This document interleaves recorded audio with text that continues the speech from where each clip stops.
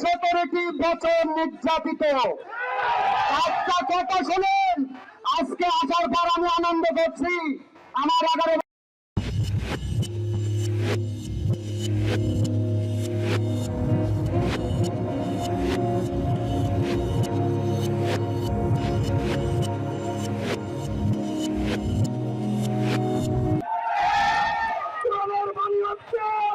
তোমরা যখন বিজয় অর্জন করবে, তোমাদের প্রথম গুণ হবে তোমরা নামাজ পড়বে, ধৈর্য ধারণ করবে এবং আল্লাহর তাসবিহ তাহলিল করবে এই বিজয়ের জন্য।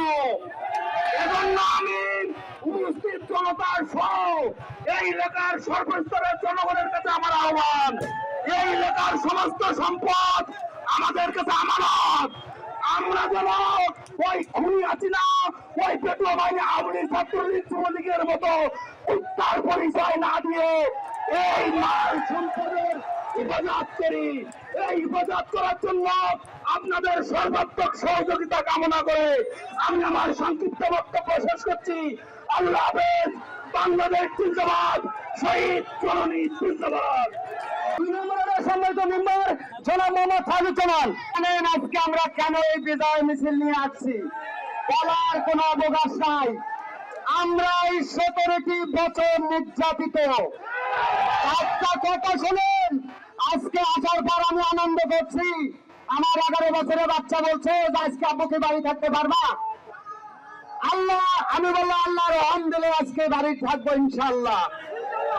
আমরা চেয়েছিলাম, কোন সময় প্রথম থেকে এই পর্যন্ত বলে যাচ্ছি, এই দেশের জনগণের আন্দোলন কখনো কোন সময় বৃথা যায়নি।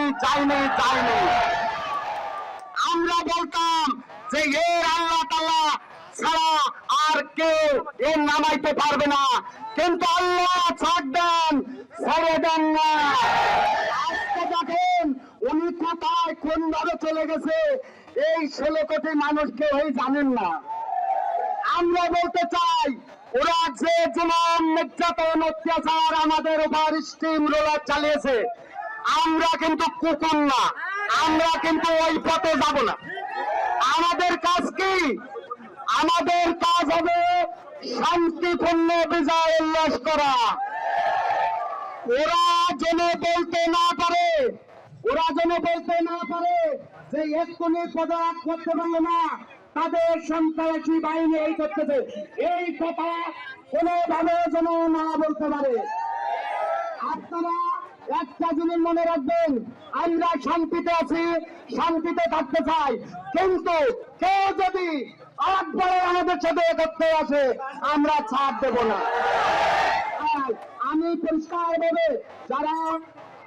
পরিষ্কারভাবে বলছি, যারা আমাদের বিরোধী দলীয় লোকজন, আপনারা শান্তিপূর্ণভাবে থাকবেন, সুশৃঙ্খল ভাবে আলোচনা করবেন, আহতির কোন পরিস্থিতি গোলাটো করার চেষ্টা করবেন না। আমি এই বার্তা আপনাদের, আমি এই মহিলা আজকের এই বিজয় উল্লাসের সংক্ষিপ্ত করে আমার সংক্ষিপ্ত বক্তব্য এখানেই শেষ করছি। ওয়া মা তাওফীকি ইল্লা বিল্লাহ। আসসালামু আলাইকুম ওয়া রাহমাতুল্লাহ।